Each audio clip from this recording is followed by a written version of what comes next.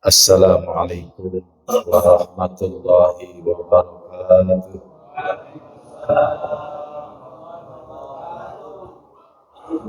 Bismillahirrahmanirrahim. Alhamdulillahi rabbil alamin wal aqibatu lil muttaqin wala udwana illa 'alal zalimin. Wassalatu wassalamu ala sayyidina wa habibina wa syafi'ina wa qurrati a'yunina wa maulana Muhammadin sayyidil anbiya'i wal mursalin wa ala alihi wa sahbihi tahirina ajma'in, amma ba'du. Qala Allah subhanahu wa ta'ala fi muhkami tanzilih wa huwa a'lamu bi muradi. A'udzu billahi minasyaitonir rajim. Bismillahirrahmanirrahim. Wasari'u ila maghfiratin min rabbikum wa jannatin 'arduhas samawati wal ardh u'iddat lil muttaqin. Shadaqallah wa shadaqa Rasulullah sallallahu alaihi wasallam. Yang saya hormati dan saya muliakan imam kita pada malam hari ini, Mukarram Al-Ustaz Syamsuri Haji Muhammad Izi. Yang saya hormati Ketua DKM Mushola Subur Salam Akhirul Kiram Al-Ustaz Abdul Bakir, Al-Ustaz Asmad Mamanda, Al-Ustaz Haji Tafridin Sopyan, MC kita, tokoh pemuda kita Bang Akri, serta para orang-orang tua kami dan para bapak-bapak, ibu-ibu yang mohon maaf saya tidak sebutkan satu persatu, namun sudah barang tentu tidak mengurangi rasa takzim dan mahabbah saya. Wabil khusus ada Menteri Perhubungan, saya lupa, Ustaz Khalil, Menteri Perhubungan, apa yang hubungin saya dia? Iya. Hadirin hadirat jamaah sekalian yang mulia, puji syukur kita panjatkan kehadirat Allah Subhanahu wa taala. Salawat dan salam semoga senantiasa tercurahkan ke haribaan junjungan kita baginda Rasulullah sallallahu alaihi wasallam. Para bapak, para ibu, hadirin hadirat jamaah sekalian, sebetulnya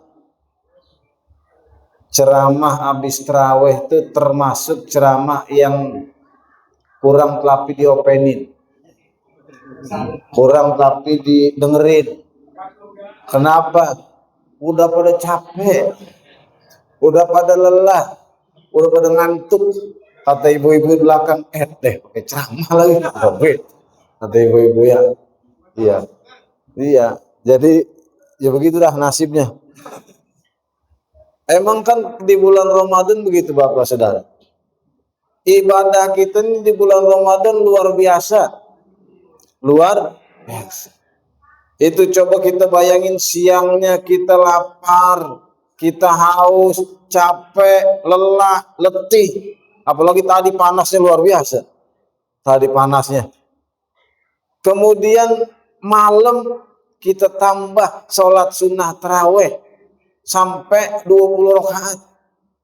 Plus witir 3 rakaat. Udah siangnya puasa, capek, letih, lapar, haus, malam sholat sunnah. Padahal di bulan-bulan lain siangnya kagak puasa, malamnya ada nggak yang witir sampai 11 rakaat? Ada nggak? Lo kenal witir di Ramadan doang, padahal witir bukan di Ramadan doang, Pak. Di luar Ramadan juga ada witir. Tuh, Nabi witir 11 rakaat tiap malam. Nah kita kan mau witir kalau lagi bulan Ramadan doang habis tarawih. Padahal di luar Ramadan ada witir. Begitu. Ini ibadah kita luar biasa di bulan Ramadan. Makanya alhamdulillah kita masih diberikan nikmat panjang umur oleh Allah Subhanahu wa taala. Kata ulama, orang Islam, orang yang beriman itu diberikan panjang umur oleh Allah, kemungkinannya cuma 2. Berulang-ulang sering ini saya sampaikan. Orang yang beriman, orang Islam dikasih panjang umur sama Allah, itu kata ulama kemungkinannya cuma 2. Cuma 2. Yang pertama, mungkin bekal kita belum banyak, ibadah kita masih dikit buat menghadap Allah Subhanahu wa Ta'ala. Makanya Allah kasih kesempatan buat kita. Buat apa? Buat memperbanyak bekal kita, nambah ibadah kita buat menghadap Allah Subhanahu wa Ta'ala. Masih diberi kesempatan kita. Sebab berapa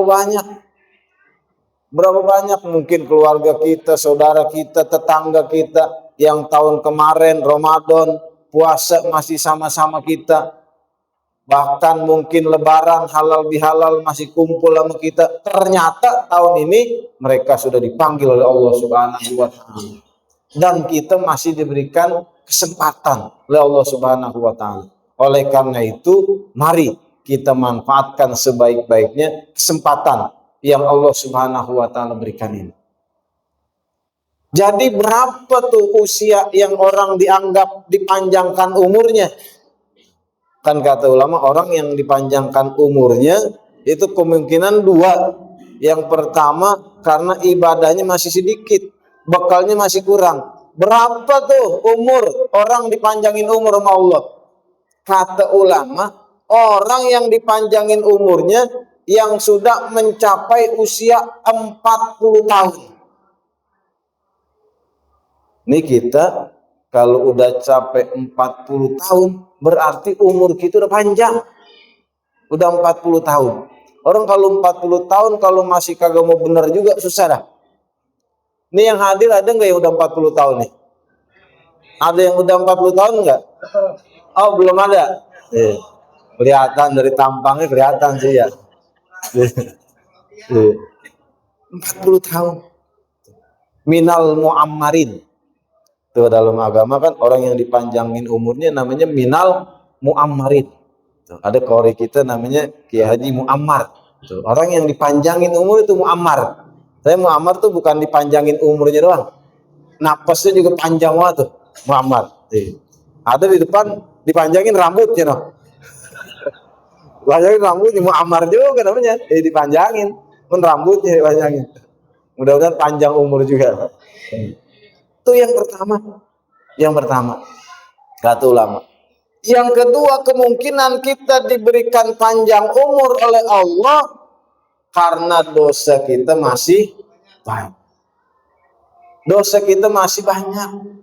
Allah masih kasih kesempatan kita buat apa? Buat istighfar, buat minta ampun sama Allah Subhanahu wa Ta'ala. Sebab dosa yang kita lakukan di alam dunia ini bakalan menjadi beban kita nanti di akhirat. Semakin banyak dosa yang kita lakukan di alam dunia, semakin berat beban kita nanti di akhirat. Dosa itu menjadi beban. Bahkan itu nanti Bapak Saudara, setiap orang yang beriman ketika akan masuk ke dalam surga, maka dia mesti melewati yang namanya jembatan Shiratal Mustaqim. Semuanya tanpa kecuali orang-orang kafir.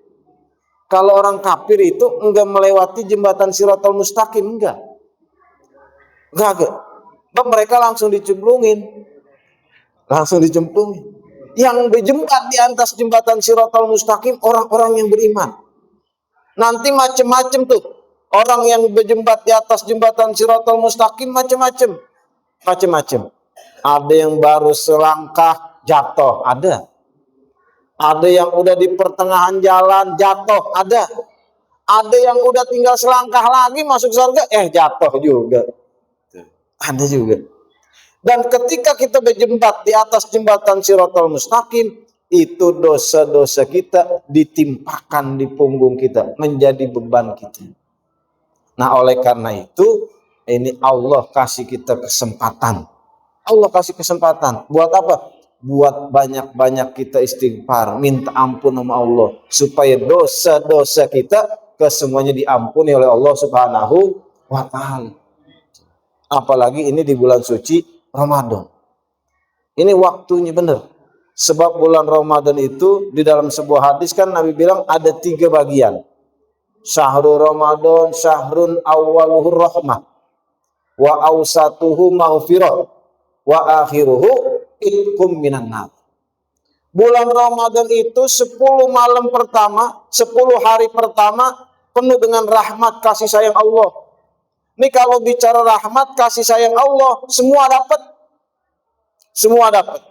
Ibarat dalam kompetisi, ini 10 hari pertama namanya babak penyisihan. Babak apa? Penyisihan. Semua main. Itu klub yang cakep, klub yang jelek, main semua. Ini babak penyisihan. Semua main. Makanya tadi Ustaz Asmat nanya sama saya, Ustaz, di tempat lain begini juga, Pak? Apaan? Jamaah. Jamaah banyak banget kemajuannya. Jamaah banyak banget kemajuannya. Kata saya begini, kata saya nih mungkin jamaah yang udah pada kagak terawih di masjid, kagak terawih di musola, mungkin pada baca sejarah. Pada baca sejarah. Emang sejarah apaan? Sejarah terawih. Sejarah terawih. Ini jangan-jangan bapak-bapak, ibu-ibu yang masih pada sholat jamaah belum pada baca sejarah nih. Nih, saya kasih tahu nih sejarah terawih. Ini mungkin yang kagak datang udah baca. Bagaimana sejarahnya? Begini Bapak Saudara, sejarah terawih itu. Jadi ketika pertama kali disyariatkan qiyamul lail, ibadat terawih, sholat terawih, Nabi itu malam pertama sholat terawih di masjid. Nabi malam pertama Ramadan sholat terawih di masjid. Sahabat banyak yang ikut. Nah kemudian besok hari kedua Nabi sholat terawih lagi di masjid. Sahabat makin banyak yang ikut. Kan dari omongan sahabat ngomong, semalam Nabi sholat terawih di masjid. Semalam Nabi sholat terawih di masjid. Banyak sahabat yang ikut hari kedua. Pas hari ketiga lebih banyak lagi. Lebih banyak lagi yang ikut. Dari mulut ke mulut sahabat pada ikut. Hadir sholat terawih bareng Nabi di masjid. Begitu hari keempat Nabi kagak datang lagi ke masjid. Nabi kagak datang ke masjid. Sahabat banyak yang pada nungguin tuh. Bahkan ada yang nungguin sampai sahur. Nabi kagak datang ke masjid. Sebab Nabi khawatir kalau Nabi datang terus sampai 1 bulan sholat terawih di masjid jamaah, takut jadi wajib sholat terawih. Kira-kira kalau sholat terawih wajib repot nggak kira-kira? Repot nggak kira-kira? Ini mungkin yang pada kagak datang, yang cuma datangnya malam pertama, malam kedua, malam ketiga, malam keempat udah pada kagak datang, ngikutin Nabi kali, ngikutin Nabi gitu. Jadi begitu. Dan sebetulnya awalnya tarawih itu Nabi melakukan secara berjamaah dengan sahabat. Nah baru tuh hari keempat Nabi kagak datang, sahabat mulain sholat tarawih sendiri-sendiri, masing-masing sholat tarawih di rumah. Tetap sholat tarawih masing-masing di rumah. Bab Nabi udah kagak datang lagi, takut jadi wajib. Pada zaman Sayyidina Abu Bakar Siddiq juga sama begitu. Tuh. Nah ketika zaman Sayyidina Umar Ibnul Khattab, baru Sayyidina Umar punya inisiatif. Wah ini sholat tarawih yang dulu pernah dicontohin sama Nabi, jamaah di masjid perlu kita hidupkan lagi. Akhirnya Sayyidina Umar itu memandangkan bahwa kita sholat tarawih di masjid jamaah, Sayyidina Umar. Makanya ketika itu kata Sayyidina Umar, seandainya ini sholat tarawih berjamaah dianggap bid'ah, maka ini bid'ah yang paling bagus. Nikmatul bid'atu hazihi. Ini bid'ah yang paling bagus ya sholat tarawih berjamaah. Seandainya sholat tarawih berjamaah ini dianggap bid'ah. Sholat tarawih. Makanya begitu jawabannya saya tadi ya. Tuh. Mungkin pada baca sejarah. Nih yang datang belum pada baca sejarah nih begitu. Tuh, gitu. Jadi ini udah dimulai sejak zaman Sayyidina Umar bin Khattab. Nah, ya jadi yang pertama kata Nabi, syahrul Ramadan syahrul awwaluhur rahmah. Kemudian wa awsatuhu maghfirah. Bulan Ramadan tuh tanggal 11 sampai dengan 20 itu penuh dengan ampunan Allah Subhanahu wa taala. Ini malam keberapa nih? Malam 22. Berarti yang ketiga nih dah. Ampunan Allah. Maghfirah. Perlu kita banyak-banyak istighfar, minta ampun pada Allah Subhanahu wa taala. Sebab apa? Sebab Allah Subhanahu wa taala sudah memberikan kesempatan. Ini sih semua terserah kita. La ikraha fiddin. Kagak ada paksaan dalam agama. Bagi orang yang ingin minta ampun, bagi orang yang ingin dosa-dosanya diampunin di dunia, silahkan banyak-banyak istighfar. Banyak-banyak minta ampun sama Allah. Allah ampunin dosanya. Tapi kalau yang kagak mau minta ampun di dunia, nanti di akhirat juga masih ada kesempatan. Masih ada kesempatan di akhirat. Minta ampun. Bersihin dosa. Cuman caranya bukan istighfar. Caranya apa? Mandi. Mandi. Di mana mandinya? Di api neraka. Nah, mandinya di api neraka. Jadi Bapak Saudara, itu kata ulama sebetulnya orang-orang yang beriman dia masuk ke dalam neraka. Itu tadi tuh ketika di atas jembatan Shiratal Mustaqim ada yang kecebur tuh. Itu sebetulnya mereka di neraka bukan disiksa. Mereka sedang dibersihkan. Membersihkan dirinya sendiri. Jadi nanti di neraka Bapak Ibu, kita membersihin diri kita sendiri. Bersihin diri kita sendiri. Kagak ada yang bersihin, ya ada kita yang bersihin diri kita sendiri. Makanya Nabi itu ketika Isra Mi'raj, Nabi itu waktu survei ke neraka. Nabi survei juga ke neraka. Nabi lihat ada orang yang lagi lidahnya ditarik, digunting sendiri, ditarik, digunting sendiri, ditarik, digunting sendiri. Kagak berhenti-berhenti. Nabi nanya, "Wahai Jibril, itu siapa Jibril?" "Itu umatmu ya Rasul. Itu umatmu yang waktu di dunia kagak bisa jaga lisan."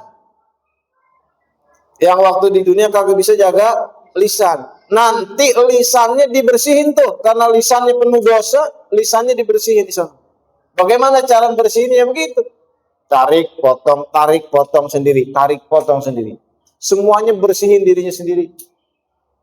Jadi gambarannya kayak pengantin baru. Kayak pengantin baru. Pengantin baru. Ini juga sini kan saya yakin ini pada pengantin baru semua nih ya. Ada yang baru 10 tahun, baru 20 tahun, baru 30 tahun. Ini baru juga. Ini pengantin baru Bapak Saudara. Istrinya udah siap di kamar. Kamarnya udah rapi, udah bersih. Kamarnya udah rapi, udah wangi, udah bersih. Istrinya juga udah siap. Manggil lakinya suruh masuk ke kamar. Begitu dipanggil, lakinya ada di kebun. Lagi di kebun. Kakinya belepotan. Tuh kira-kira lakinya dipanggil masuk sama bininya, langsung masuk kamar apa cuci kaki dulu? Cuci kaki dulu. Habis cuci kaki baru masuk. Ada yang begitu dipanggil sama bininya, dia lagi bersihin motor, lagi ganti oli. Udah badannya penuh sama oli. Kira-kira tuh langsung masuk apa mandi dulu? Mandinya digebek apa enggak kira-kira? Digebek mandinya. Loli mulu badannya, baru masuk kamar. Itu surga begitu Bapak Saudara. Surga itu tempat suci, tempat bersih. Orang-orang kotor kagak boleh masuk. Mau masuk surga kudu bersihin dulu. Nah nanti kita itu bersihinnya, kalau kagak mau bersihin di dunia, dengan istighfar, minta ampun, taubat sama Allah, bersihinnya nanti di sana. Tergantung kadar dosa kita masing-masing. Nah kemudian yang ketiga kata Nabi wa akhiruhu itkum minan nar. Dan bulan Ramadan sepertiga terakhir tanggal 21 sampai tanggal 29 atau 30 tuh itu pembebasan dari api neraka. Jadi Bapak Saudara, ketika Ramadan meninggalkan kita, itu insya Allah kita nih sebagai umat Islam, sebagai umat Nabi Muhammad SAW, dosa-dosa kita udah diampuni sama Allah. Udah diampuni sama Allah Subhanahu wa ta'ala. Kecuali ada 3 golongan. ada 3 golongan yang dosanya kagak diampuni nama Allah dan ibadah Ramadannya enggak diterima. Siapa 3 golongan itu? Sesuai dengan riwayat yang ketika Nabi SAW mau naik mimbar ketika ingin khutbah Idul Fitri. Jadi ketika khutbah Idul Fitri, Nabi mau naik mimbar, Nabi itu amin sampai 3 kali. Amin. Kemudian kalau amin. Kemudian yang ketiga, amin. Selesai sholat Idul Fitri, selesai khutbah, Nabi ditanya sama sahabat, wahai Rasulullah, tadi kami mendengar engkau mengucapkan amin sampai 3 kali. Kenapa wahai Rasulullah? Kata Nabi, ketika saya mau naik mimbar, malaikat Jibril datang kepada saya. Kemudian berdoa, ya Allah, jangan terima ibadah Ramadannya anak yang durhaka kepada kedua orang tuanya. Anak yang durhaka sama orang tua tidak diterima ibadah Ramadan, amaliyah Ramadan. Kemudian yang kedua, kata Nabi, ketika aku mau naik lagi, malaikat Jibril doa lagi, ya Allah, jangan terima ibadah orang muslim yang tidak mau memaafkan saudaranya muslim. Jadi orang yang kagak mau maafin saudaranya, itu pada hari itu tidak diampuni oleh Allah dan tidak diterima amaliyah Ramadannya, ibadah puasanya. Kemudian yang ketiga, kata Nabi, pas lagi mau naik lagi, malaikat Jibril doa lagi. Jibril doa lagi. Apa doanya?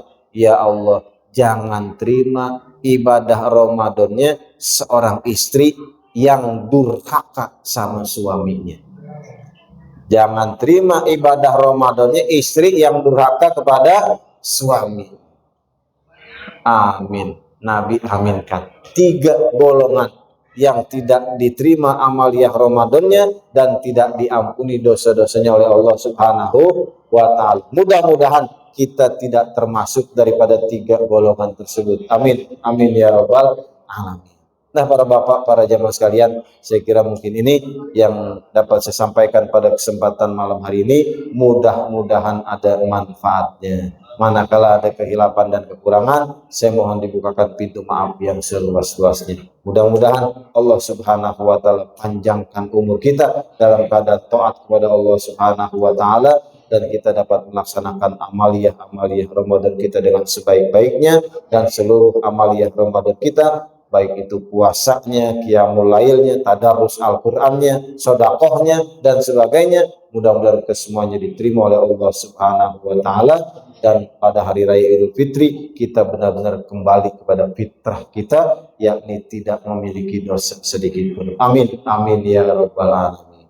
Saya kira ini yang dapat saya sampaikan, kurang lebihnya mohon maaf. Wallahu muwaffiq ila aqwamit thoriq. Wassalamualaikum warahmatullahi wabarakatuh.